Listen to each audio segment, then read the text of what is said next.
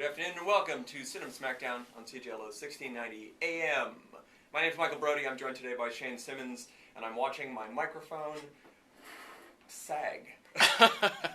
Right word there's pills for that. I mean, I think this microphone needs pills. What a strange... Anyway, I'm going to not touch it now. If my voice goes in and out during this broadcast, it'll be because the microphone has decided to go for a walk. Yeah. If you have to do the show from the floor, I'll try and cover. So again, I'm Michael Brody. I'm a local trivia host and bon vivant, as I like to say. I have a lot of opinions about film, and I'm joined by Shane Simmons, who is a local author, sometime critic, blogger. No. Do you want to Not a your blog? Not a critic so much as a grocer. But yeah, sure. Check out ShaneSimmons.com. Oh, it's really that straightforward? It's that straightforward. That wasn't taken? No, although I was ultimately contacted about 10 years after I registered it by another Shane Simmons who wanted it. And I had to tell him, sorry, you're out of luck. I think he grabbed .net. That's awesome. Just ask him for $50,000 or something. Or 5 times that much. So, we are Cinema Smackdown. I don't have a title for this episode yet. Perhaps we'll think of one as the show goes on. But we definitely have a topic. I don't quite know how to describe what I'm about to talk about, but I have prepared some audio clips. I am going to play some dialogue from a series of movies, one at a time, and then we're going to discuss them. Maybe you'll throw one or two of your own in at some point. At some point, perhaps. I have prepared a few. At any rate, rather than explain it ahead of time, I guess I'll just play this first clip, and we'll all just have to endure 31 seconds of this performance. The Eden tree cannot be found on any map. And Cawthon Island is to suggest this is a real world. Okay. And it is in fact. That is why we must first go to Monteverdi, birthplace of the only So is this it? This is, yeah. Her name was Lily. She wrote the route in a journal. But on her voyage, she was shipwrecked. The world lost the greatest explorer I've ever known. The journal from that expedition was all that survived. The world lost the greatest explorer I've ever known. I was well informed that this was the greatest attempt at a Welsh accent ever, and I was not disappointed. Oh, is that what that was supposed to be? Yeah. Alright, so this weekend I had a viewing of the 2020 Doolittle movie starring Robert Downey Jr., and I was so put off by his accent to the point where I found the movie unwatchable. That was only one of its many sins, but I wanted to start off with it. Did you have a comment? Yeah, to be fair, I mean, that's as close as he got to an authentic Welsh accent, in that everybody is put off by a Welsh accent, but that ain't it. I like Richard Burton, so how dare you? At any rate, I endured this movie, and I was struck immediately. When the movie opens, his character is quite distressed when we meet him. He is in a bad place, in bad shape, recovering from trauma and tragedy, and his voice makes a kind of sense. By the time we get to the clip that I played, he's essentially recovered and still speaking like a hippopotamus is sitting on his chest. His delivery is so irritating and so throaty and so mispronounced in places that it greatly scratched a kind of fingernails on chalkboard feeling I had throughout the picture. Now, I really also wanted to talk about what a catastrophe this movie is. No.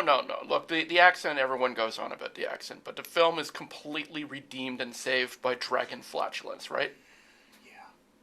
This is an entire movie that builds to a scene where his character digs giant items out of the ass of a dragon. This is the Michael Bay giant explosions fight scene at the end.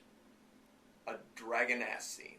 I'm not even a little bit joking. The rest of the movie's quite bad and quite boring, but when you get to that moment, you know you are witnessing greatness. A film that will be talked about forever. I just couldn't. I can't handle it. This movie shouldn't exist. It's also, by the way, the product of serious reshoots. It's one of those films where the movie was finished by the director, and everyone watched it and went, "Oh no, what have we done?" And then hired a whole lot of people to come in, rewrite it. I don't even know if the same director reshot the scenes, but this is the version they fixed. I can only imagine how horrifying the first cut was. I mean, maybe it was better. I can't believe that's possible. There isn't a better version of it. Obviously, after Endgame, Robert Downey Jr. is just scrambling for work. He's got bills to pay. Oh, man. I honestly, it's like, I just can't even get into the whole, we're a month into this year, and I'm like, there cannot be a worse movie than this year. There can't be.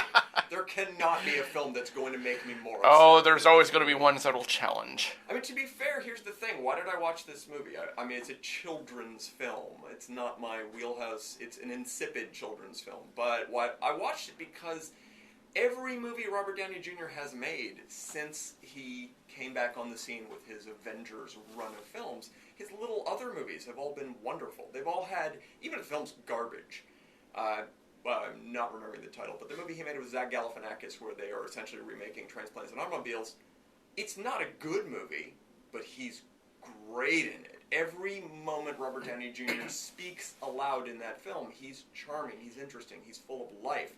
He's on another level than the movie he's in. Whereas with Doolittle, every moment he speaks, I regret that he's ever acted. I'm just mad at him. Does he have some little kids tucked away with someone somewhere recently? Because this is one of those career choices you usually see from actors. They're famous, they've come off a big franchise, and they have some youngins that's like, I want to make a movie that my kids can see. That's usually the excuse for this sort of thing. I don't know. Maybe. He talks about his wife. I don't really remember him talking about children. I don't think there is, so, that excuse is invalid.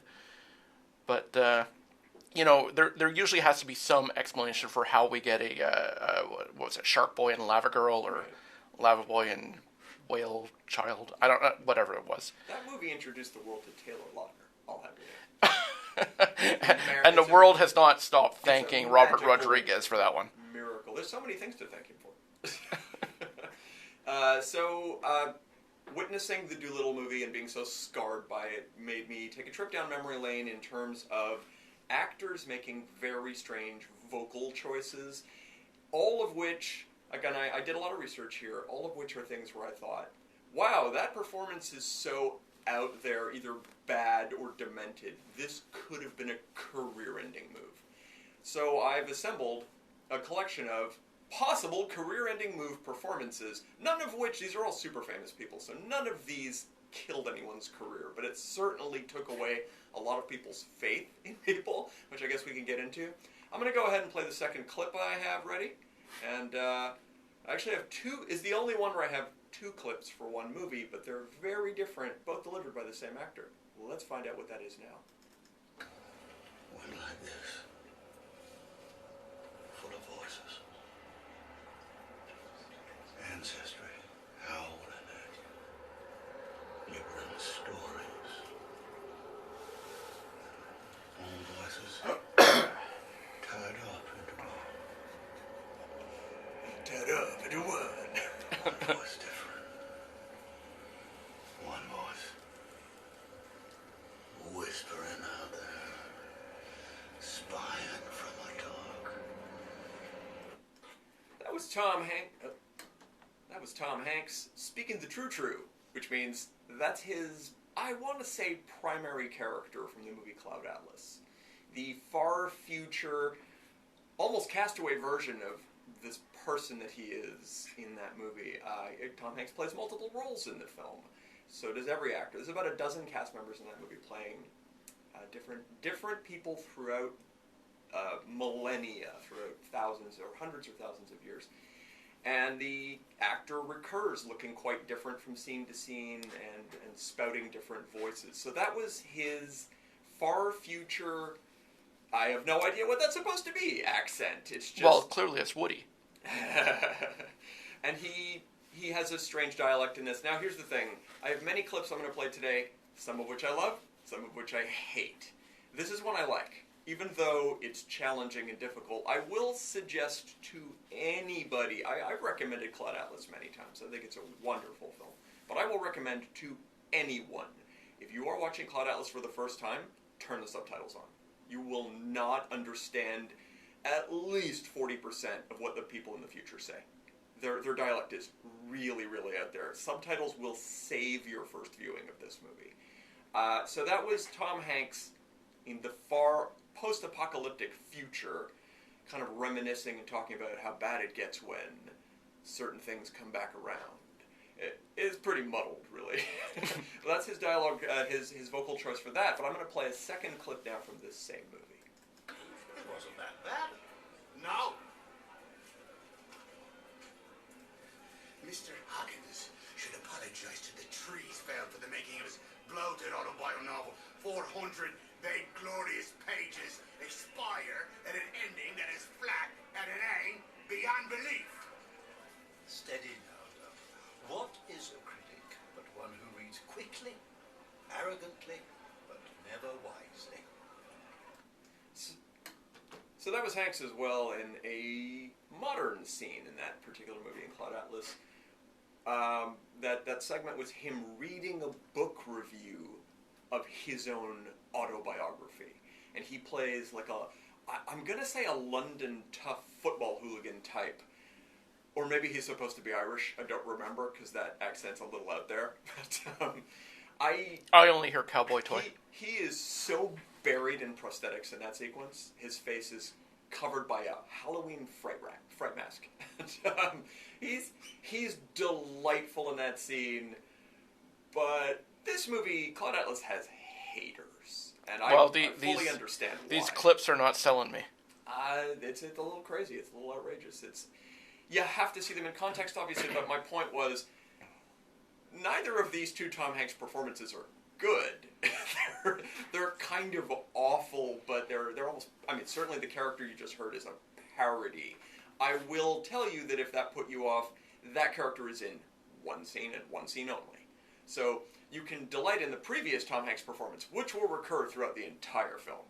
Whereas this one is a mere blip of explanation for another iteration of perhaps... The Cloud Atlas never gets too deep into really what's going on, but it may be the same soul being passed around, but everyone just shares similar faces, I guess, is more the case throughout the millennia. Did one of those souls show up in the Coen Brothers, The Lady Killers? Yeah. Because that's another outrageous... I'm getting to that later. Oh, really? I have two recurring actors in this. Probably not the ones you would think of. One of them will be that performance. It's coming up in 10 clips, if we manage to get to it. Well, speaking of managing to get to things, we have gotten all the way to the ad portion of our show, so we'll be back in a moment. Concerts, a series of four... TD presents the Nuit Outfit year-long concerts, a series of 4 shows in February. Don't miss it. EMDE, grand winner Your of mic the is City way Dance too low, so Yeah. I've raised your volume. I'm dramatically. Show at Club So you feel like playing with Yeah. I guess all the microphones are suffering from wilting. Yeah. Mohammed Django Camara, Saturday, Do you have any at the vocal Dance stylings you want to talk about? You didn't send me any clips. No, I know. So I didn't make clips for you, so it'll be whatever it'll be. I was slightly unclear on the concept. But This is anyway. why I asked you to phone me. I don't know, whatever. Well, I guess we'll just do all of mine, and if you feel I the may need to weigh jump in with something. I have 13 of these, so Yeah. considering 2 of them just covered 15 minutes, I think we'll be fine. Right. We shall see. Anyway, we're about to be back. You can chastise me on the air now.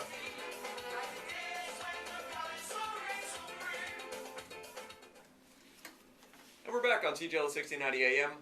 Our show is Cinema Smackdown. I'm Michael Brody. I'm joined by Shane Simmons, and today we're talking about performances that could have been career-ending for some actors. None of them were, but all of them have that feel of, after this, the audience will hate you. They're going to hate you hard. And speaking of hated performances, here's one I know you're a huge fan of, Shane. Uh-oh. With that, here we go. Gee, Lapointe, that is my name. I spent 20 years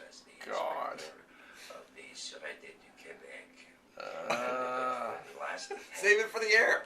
I had nothing animal who I is did the play a best 40-second clip of this, too. I'm really asking a lot. Some of these clips are only 10 seconds. Oh, Jesus.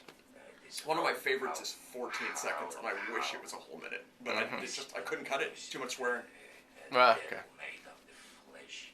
This serial killer who makes the bringing of the blood and terror to the true north. I have to just say, fills me with delight. As you know, that is my least favorite Jean Charest movie.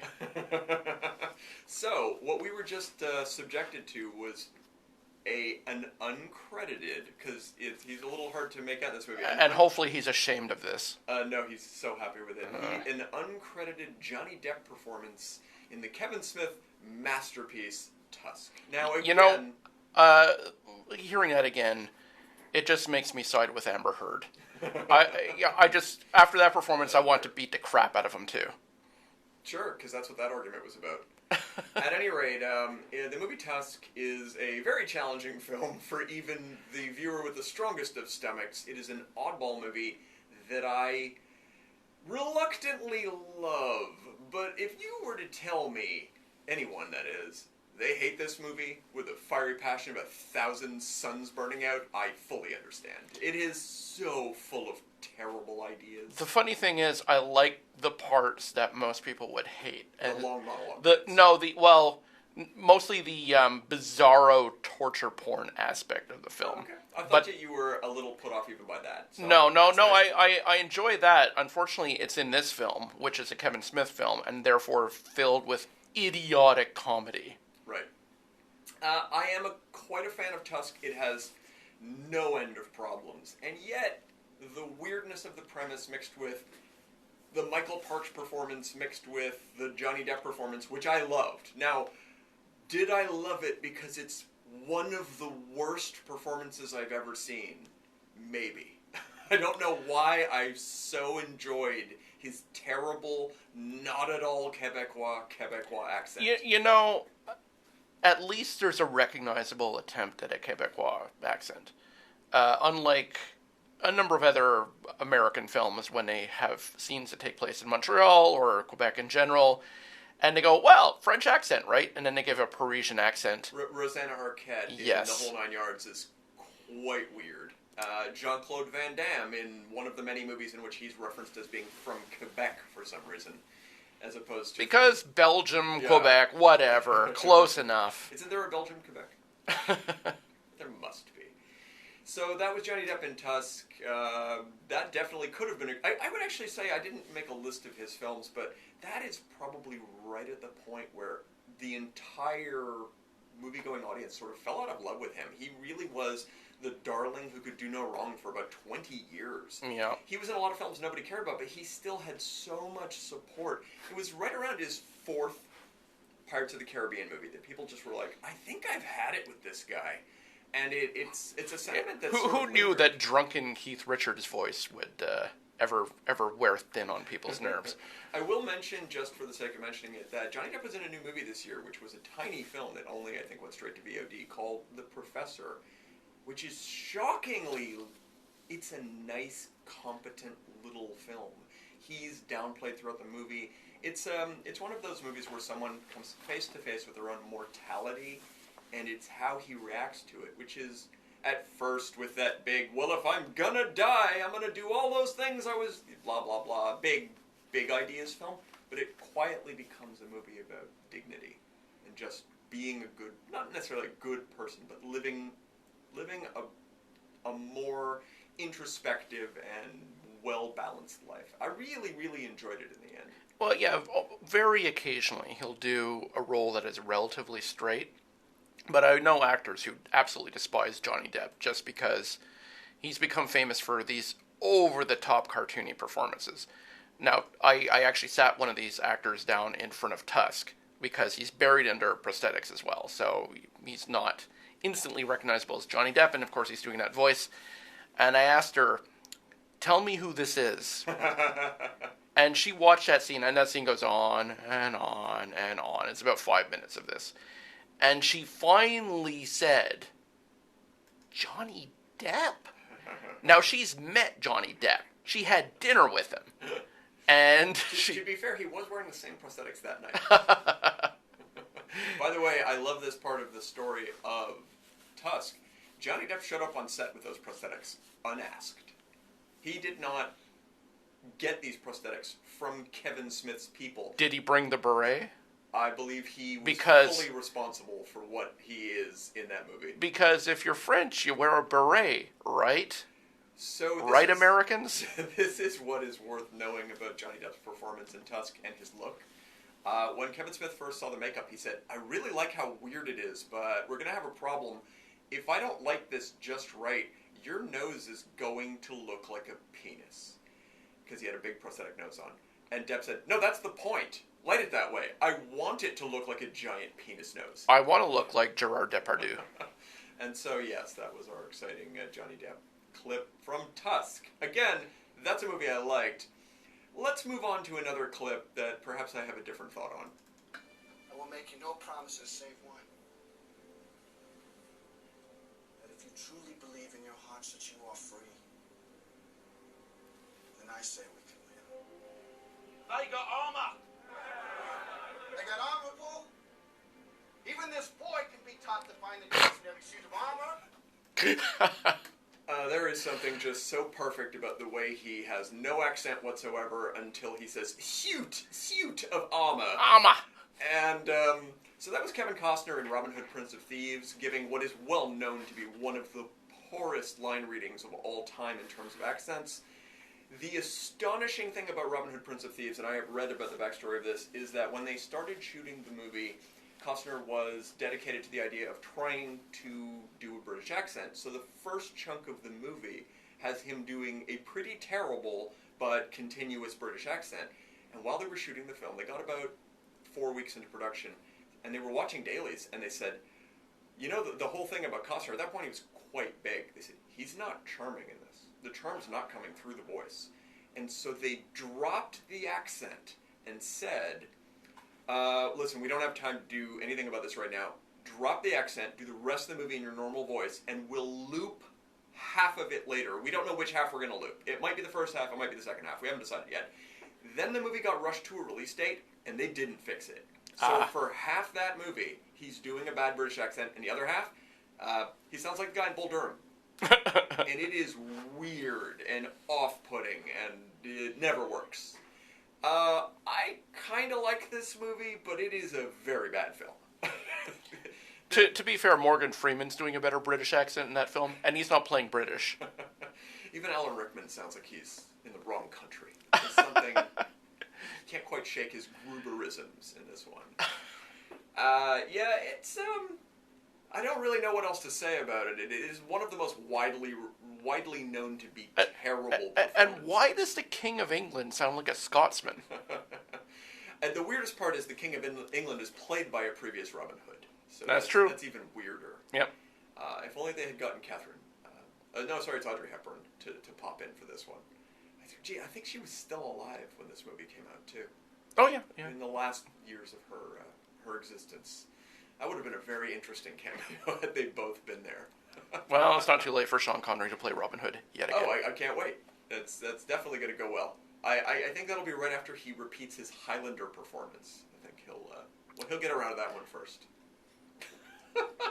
So that's what I'm mixed on. So I certainly don't like the performance, and I watched a clip from the film last night in order to cut this audio track, and wow, is Costner wearing the worst mullet wig you have ever seen. Joe Dirt wouldn't be caught dead in this wig. That's how bad it is. His hair is half hanging off his head in several sequences. In a more modern movie, this would be CGI'd. They'd be fixing his hair in post. And yet, not the worst Robin Hood film made. No. And in fact, there's a lot to recommend in this movie, but there's a lot not to. Yeah, it's fun, but dumb. And it has problematic elements. I really do like the first half hour of that film, though, that does the Crusades backstory. Because they really bend over backwards to explain why there's a black dude running around Sherwood Forest. And that concept was ripped off and stuck into the most recent Robin Hood movie. Yeah, so I heard, yeah. Which is one of those movies that's so awful, I found it mesmerizing. And we're talking about, I can't remember the full title, but it's a Robin Hood movie starring Taron Egerton. Oh my God, the kid from Kingsman. What is his that name? guy. Yeah, the Elton John. Anyway, he made a Robin Hood movie with Jamie Foxx, and it's an awful, awful film, but weirdly compelling in places. So I don't give it a full-on negative review so much as it's so weird, I kind of like parts of it. But again, not a good movie. It's not a recommendation on any level. All right, let's move on to another performance that most people recognize as being quite special.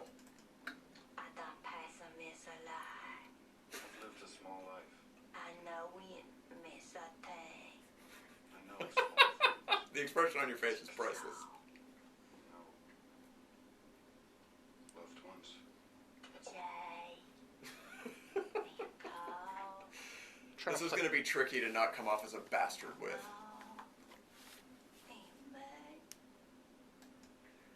All right, so that was Jodie Foster in Nell. Oh, okay. With her translator, Liam Neeson. And that performance is wrong. It's offensive. It's weird. It's uncomfortable. I don't want to come off as some monster looking down at a group of people or something along those lines, but this is a completely made-up concept of language. This is a character who was secluded all her life, having only a deaf person to speak to.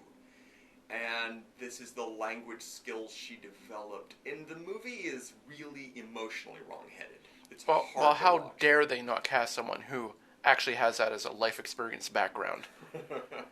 How dare they get someone to actually act that? On top of which, the majority of the movie involves sexualizing her, which is really uncomfortable and really... Well, that's kind of Jodie Foster's career, Ill- uncomfortably sexualizing her. Yep. I don't have a lot to say about that one. You haven't even seen that movie yet. No, I have not. No, I was trying to place it, and I have no idea what this is. Yeah, I don't think there's much more to say about good old Nell. It's a rough watch. It was a rough watch when it came out, I want to say almost 20 years ago. Now it's just intolerable. so wrong. Again, that's the kind of performance where you're like, I kind of never want to see you again in any movie. Thanks for this. I'll remind the listener that this is CJL 1690 AM. I'm Michael Brody. I'm joined by Shane Simmons. Today we're talking about, I guess we'll call it near career-ending performances. Some of which I enjoyed, and some of which are Nell. Let's go to another clip. Hip, my epiphany. Money won't solve this. Those idiots who call themselves to bury their heads in the sand and vote for nothing but re-election. So I spent the last 2 years trying to find a real solution. And I found it. Now, if you really want to make the world a better place, That, of course, was Samuel L. Jackson in Kingsman: The Secret Service. That film was trying really, really hard to make me hate it, and then they dug even deeper and let Sam Jackson come up with that performance. And it was Sam Jackson's choice, last minute, to give his character a noticeable lisp, which is so weird and off-putting and triggering to some people. It's a sound quality thing, and it is kind of a mockery of people because he is a supervillain with a lisp. It's mostly just irritating. Yeah, it's mostly just very irritating. It is not a career. It's not a vocal choice I enjoyed. I would hardly say that it made a dent in Sam Jackson's overall. No, he probably came out with 3 other movies that week. Yeah. So. And he has played horrifyingly audience off-putting characters over the years. He's in the live-action version of Kite or Kite, as it may be said, and he is not good at it. I saw the trailer for that. That was quite enough, thank you. Yeah, it is really, really something. Sam Jackson is also in the movie, the American remake of Old Boy, as well as the American rip-off movie of Old Boy that was made about 5 years before that, which does not in any way acknowledge the movie Old Boy and yet steals every one of its major plot points. So Sam Jackson really wanted to be in a remake of Old Boy. Yes, he did. but he in one version is the guy, and in the other movie is one of the jailers. He's a very strange fascination. It is well known that Sam Jackson likes Hong Kong films and the John Woo Choi Hawk stuff from the 80s and early 90s. And so he can't stop crapping all over it in his own career. I feel like he wants to be part of that genre, but he hasn't figured out how. So, at any rate... He'll just have to take all his Avengers Marvel Cinematic Universe money and go home crying. I will say that I have mixed feelings about the first Kingsman movie. It is delightful in places and so offensive, even to me and others, and I'm pretty hard to offend. However, I love to point this out. Kingsman has, bar none, my favorite score music of the last decade. It is so jaunty and charming in a way that I have to say the James Bond music has really started to get on my nerves. And, the Kingsman stuff's different, but it is still a spy Well, I'd be thriller. interested in giving the soundtrack a listen. I must have missed it when I watched it because I was too busy bleeding out of my ears and eyes. It is a wonderful score outside the movie. It does suit the movie well in places, but it's a really heavy-handed score, so it might actually be a bit too heavy-handed for the film itself, but I love it as a piece. It's actually by Henry Jackman, who is not someone who has stood out for me as a composer of note in every project. It is a film that lost me in its very first scene. It is a film that ends with a butt sex joke, and everything in between James was Bond terrible. Would never dare do such a thing. Oh wait, he's done it in every Roger Moore movie. Hey, Christmas only comes once a year. That's correct. All right, with that in mind, let's listen to another clip that I'm sure will delight you to no end, Shane. Hey, what's with the beard? You look a little like Bin Laden. I was going to be Castro myself. No, it's like the corn chops guy, the Smith brothers. Who's that? Your wife? No, that's my sister Jill. She's in from the Bronx. Hey, Al, do you think you'd ever... What's that? You're from the Bronx? Yeah, born and bred, Throgs Neck, the nice call. Al, I got a question for you, and I know it's a long shot. I'm from the Bronx. Oh, okay. Did you know that? Yeah, to be honest, I don't know much about you. I haven't seen a lot of your movies, but I hear you're very serious. You know. Okay. So that, of course, was That sounds delightful. the dueling Adam Sandlers in the movie Jack and Jill. So that was Adam Sandler's woman voice. Wow. This movie is, it is quite something to say the worst Adam Sandler movie. Yeah.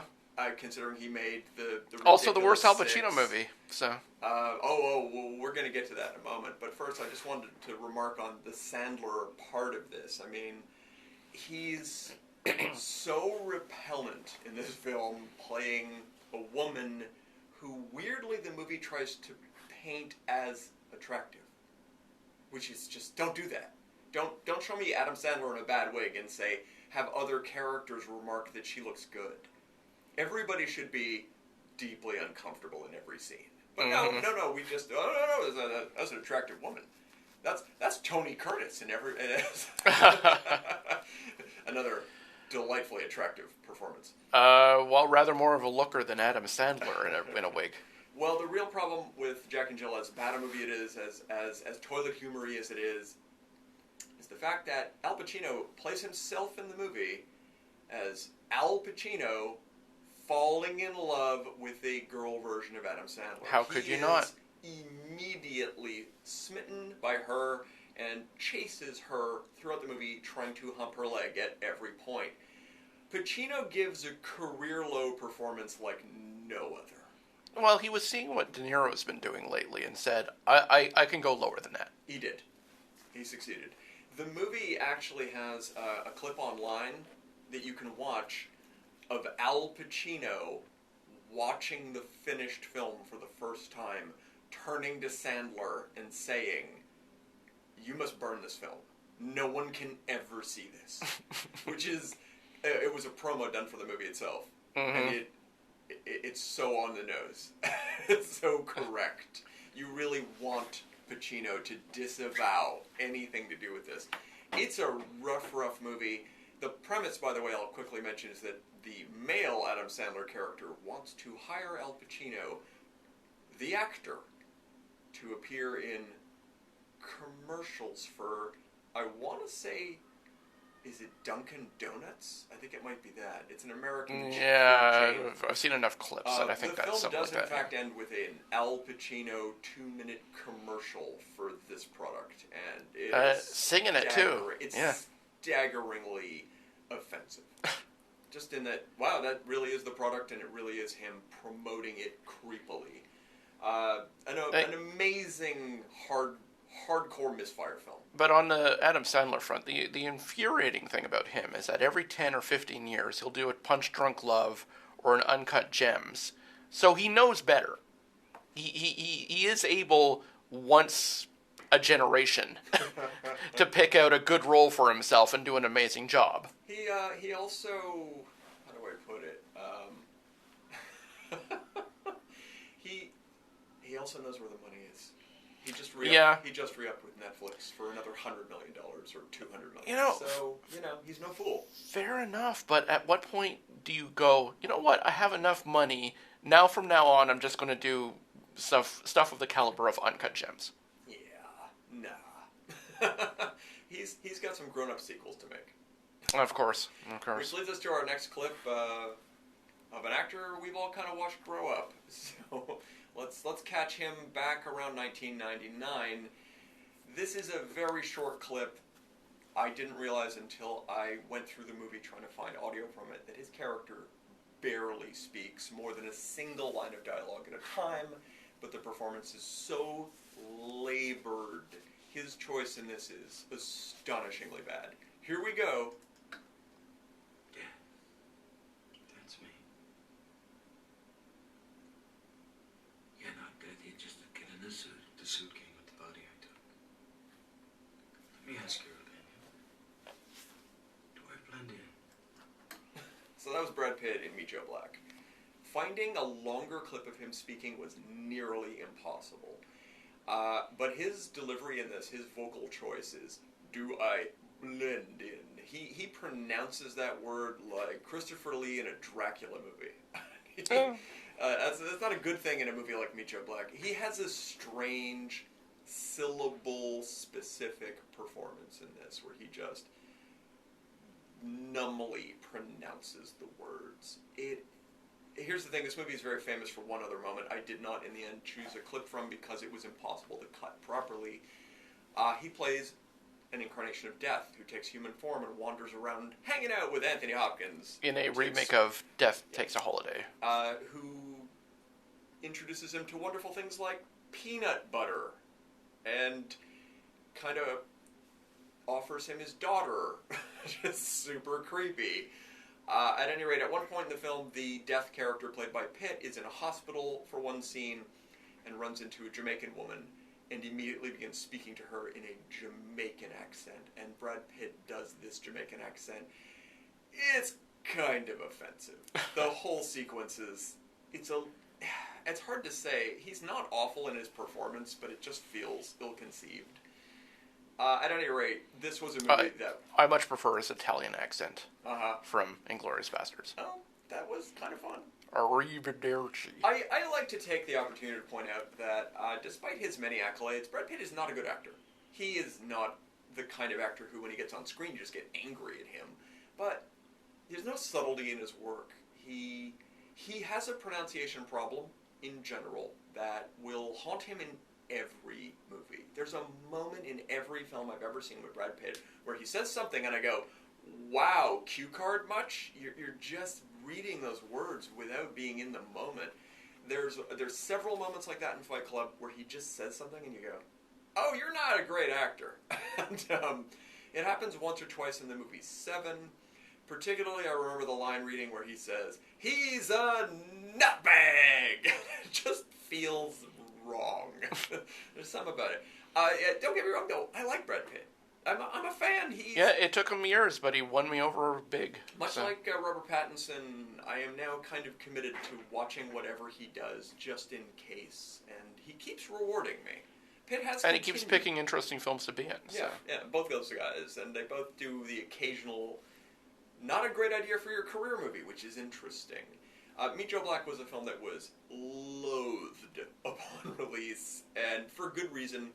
It's heavy-handed, it's poor, it's 3 hours long. the majority of people who saw it at the time saw it because it was attached, it had attached to it the first ever trailer for Star Wars: The Phantom Menace. So the movie actually did quite well in its opening weekend because it was announced they would be playing that trailer with it. Nobody who saw the trailer for that film, the Star Wars movie, particularly enjoyed the Joe Black movie. I think you'd be hard-pressed to find a fan of this film. It's quite interesting. This was the first miss by a director who had done no wrong up to that point. A guy whose output is very small. A director named Martin Brest. Martin Brest made Midnight Run, he made Beverly Hills Cop, and he made Scent of a Woman.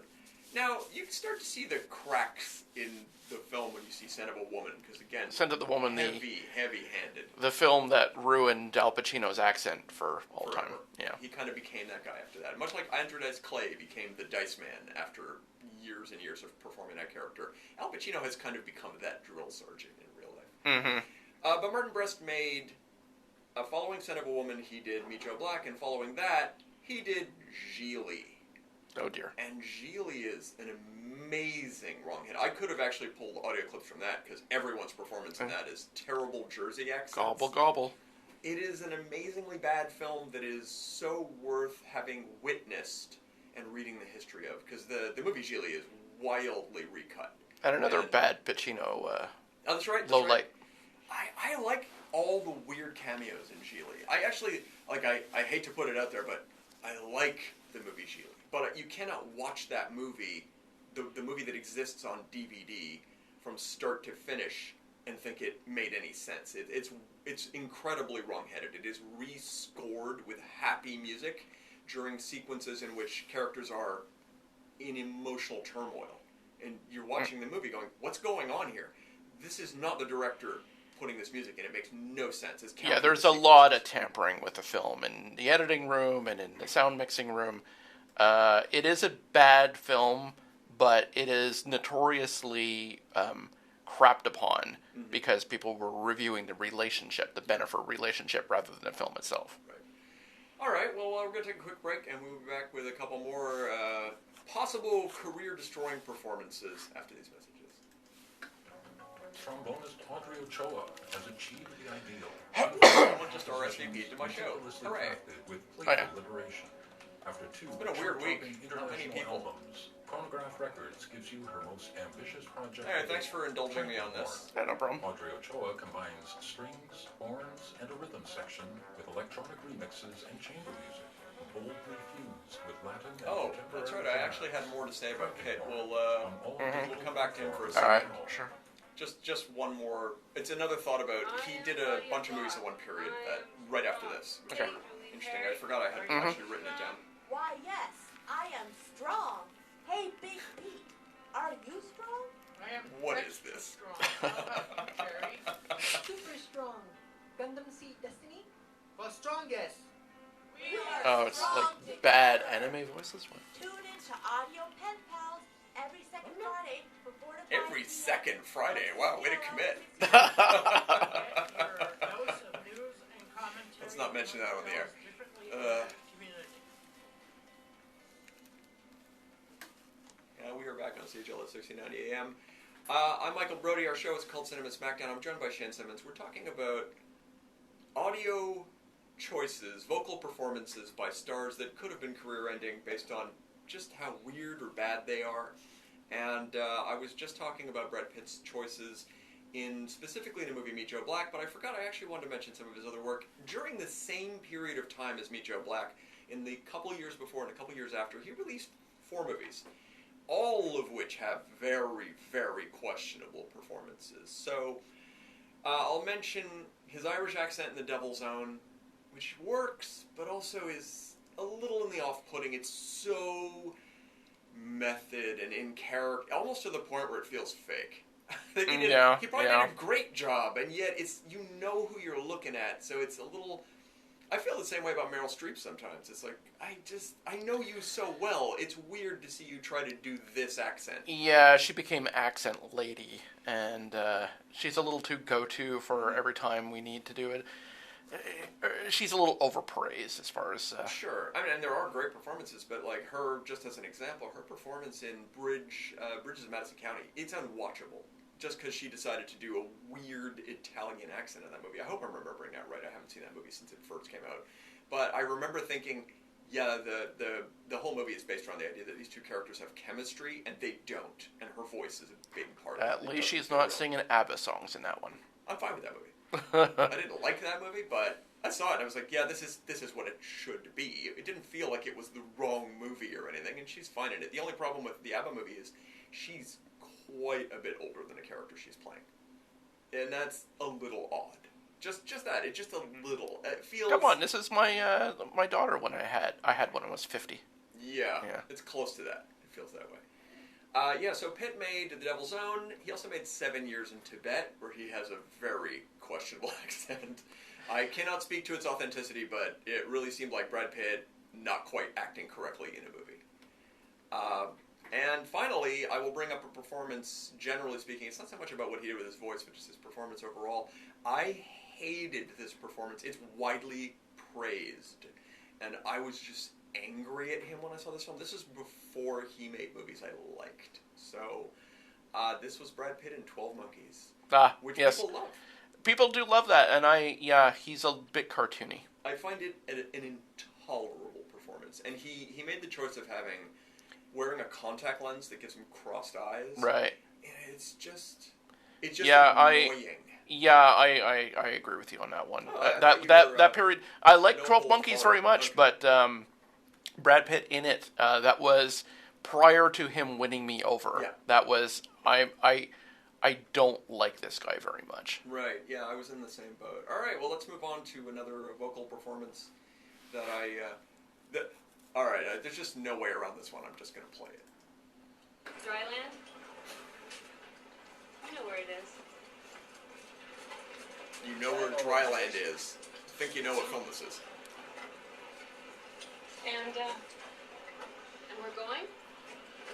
You and I are. Kid, we got to pitch over the side.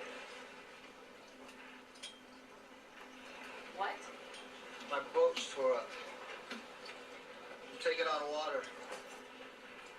I'd be lucky to get half a hydro ration out of that. You know, I said I won't drink. 12 days? No. It's better one of you dies now.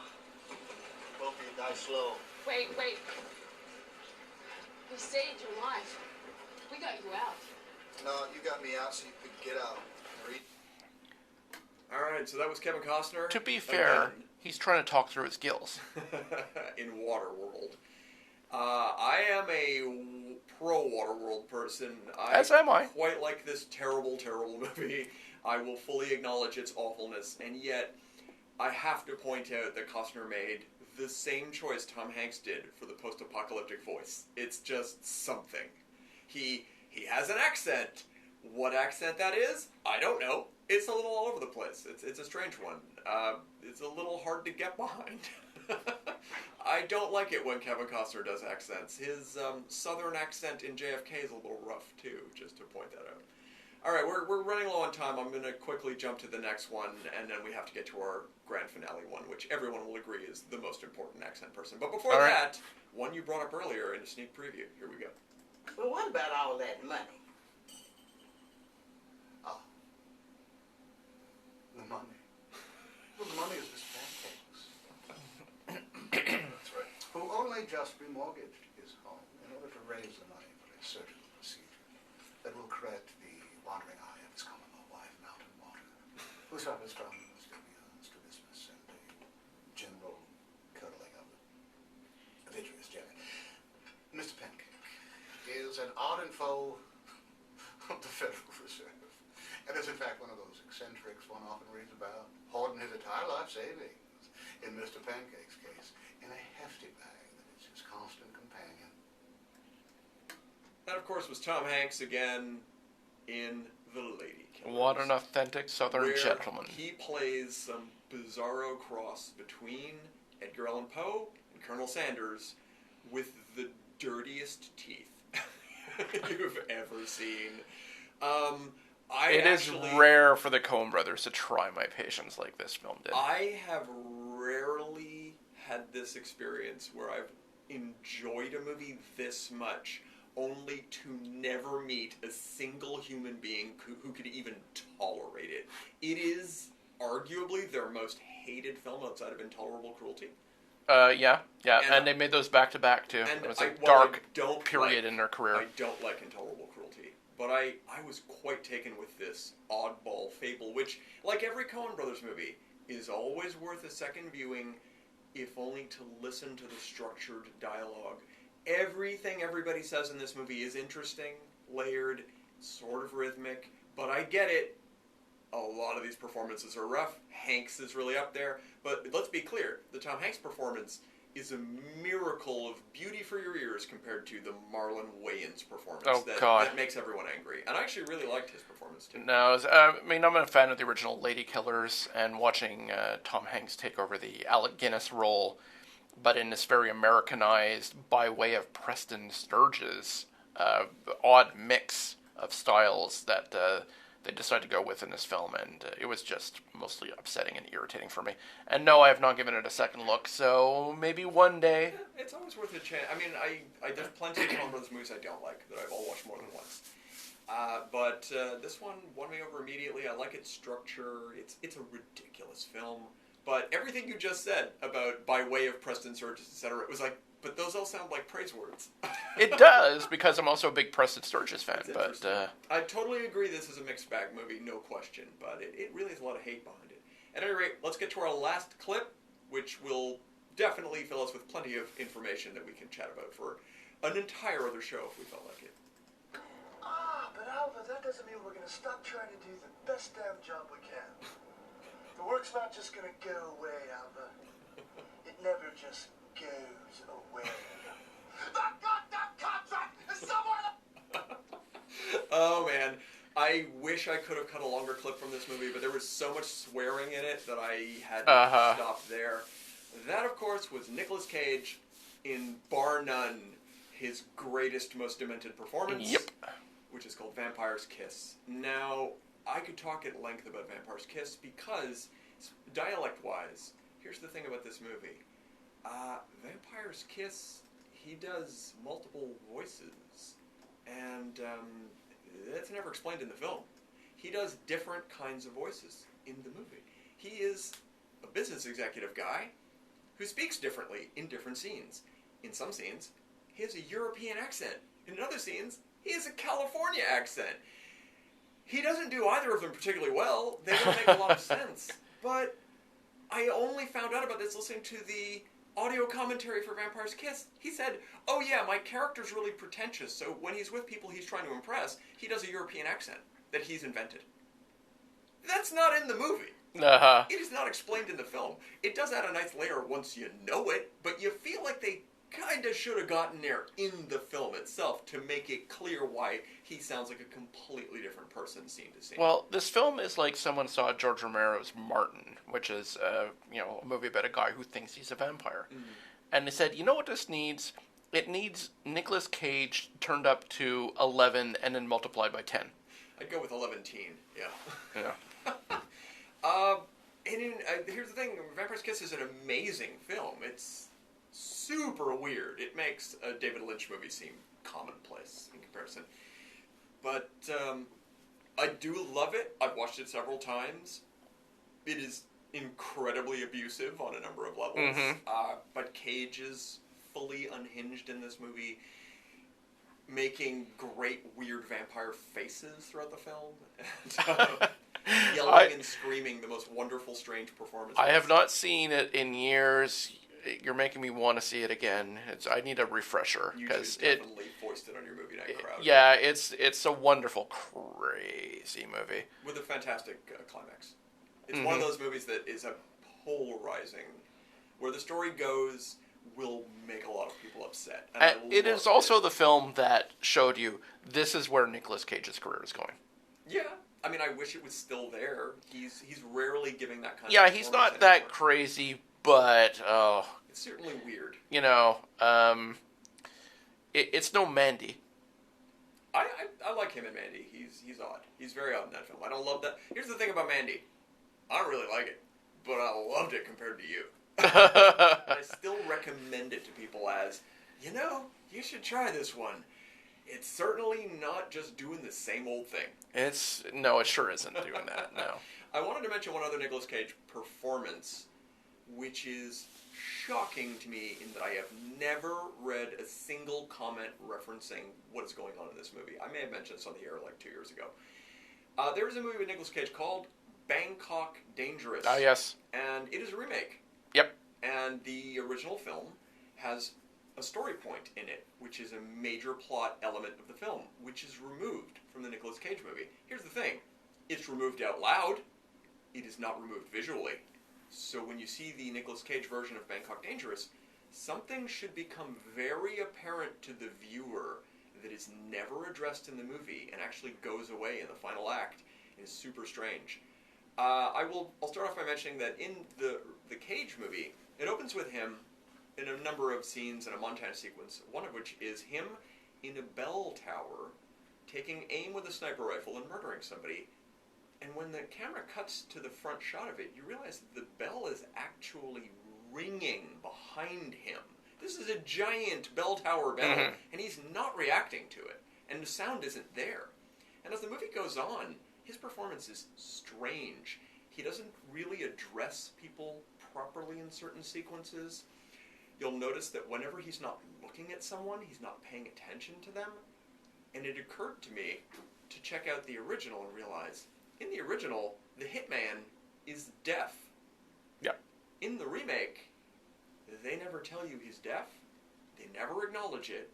But you realize in the first 3/4 of the film, whenever he's not looking at someone, he's not hearing what they're saying. Right. He's not understanding it. Which is interesting. But then at the end of the movie, when there should be a big reveal, there is instead scenes where people are yelling at him from other rooms, and he's hearing them.